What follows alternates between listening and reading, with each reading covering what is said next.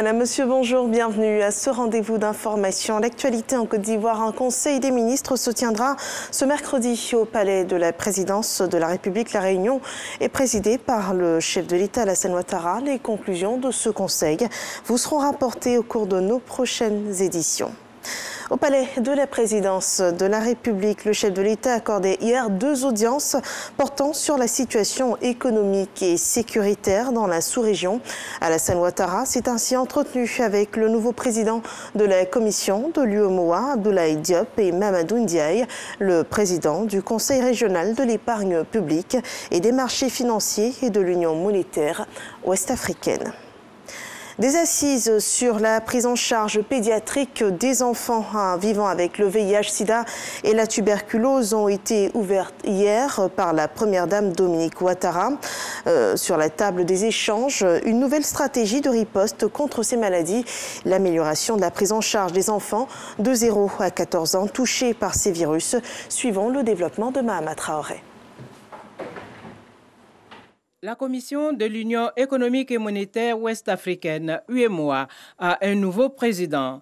Il s'agit de Abdoulaye Diop, qui, après sa prise de fonction le 8 mai 2021, est venu remercier le président de la République, Alassane Ouattara, et recueillir ses conseils et orientations pour mener à bien la mission à lui confier, avant de saluer les performances réalisées par la Côte d'Ivoire. Le président Ouattara est une référence dans la sous-région, dans le monde.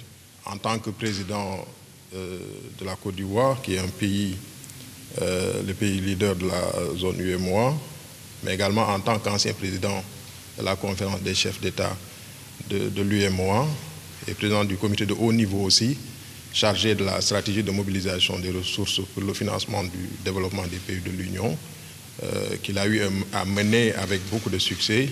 Il était important pour moi de venir le voir pour recueillir ses conseils, recueillir ses avis par rapport à la mission qui nous attend. Moi-même en tant que président, les autres commissaires qui dirigent les départements au niveau de la commission. Et cela n'a pas manqué, on a discuté des questions économiques, bien sûr, où nous avons très rapidement fait le point sur les questions de l'Union, la situation de l'Union.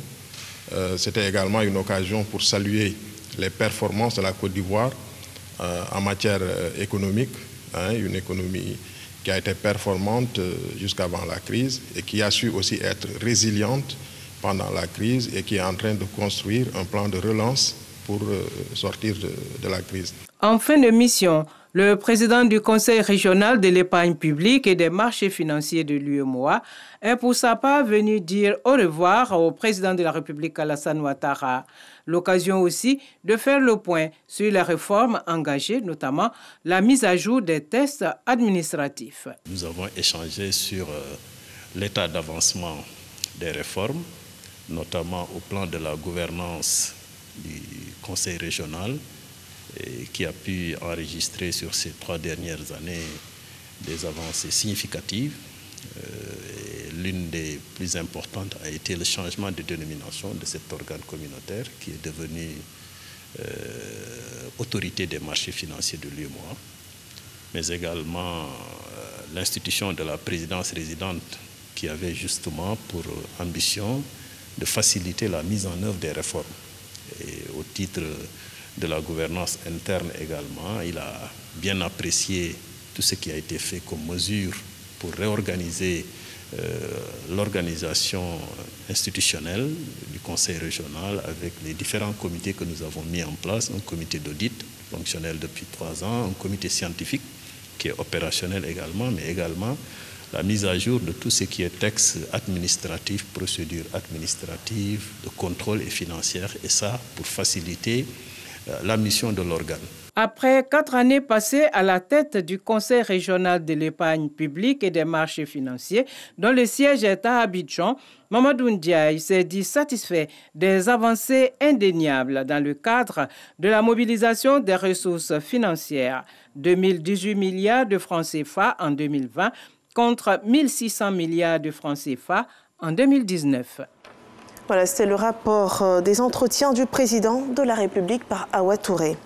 Mois de juin rime avec période d'évaluation en Côte d'Ivoire. Le calendrier du système éducatif note ce jour le début de l'examen du BEPC avec l'épreuve de l'oral. L'actualité hors de chez nous, au Mali, Goodluck Jonathan a été reçu en audience hier soir par le nouveau président malien de la transition, Assimi Goïta.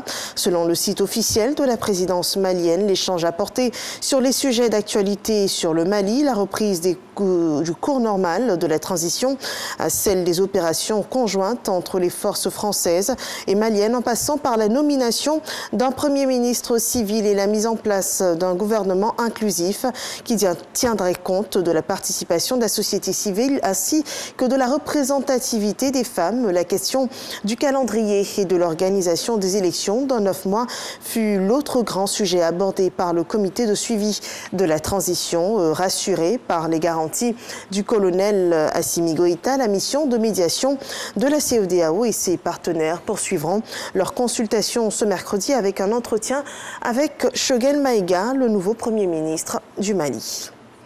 En Birmanie, la situation humanitaire s'aggrave alors que l'économie reste paralysée. Manifestations, grèves, recrudescence des tensions entre militaires et factions ethniques. Plus de 4 mois après le putsch qui a renversé le gouvernement d'Aung San Suu Kyi, la répression a fait au moins 800 morts. Le mouvement de désobéissance civile se poursuit et la situation commence à peser sur des centaines de milliers de Birmans qui ont perdu leurs emplois. Les nouveaux combats entre l'armée birmane et les groupes rebelles ont contraint environ 100 000 personnes à fuir leur domicile. En Syrie, au moins 8 combattants du régime syrien ont péri dans des frappes israéliennes nocturnes sur la province d'Homs. Selon l'Observatoire syrien des droits de l'homme, la Syrie avait hier engagé sa défense antiaérienne contre une agression israélienne. Voilà, c'est la fin de ce rendez-vous d'information. Rendez-vous à 13h pour le développement de l'actualité du jour.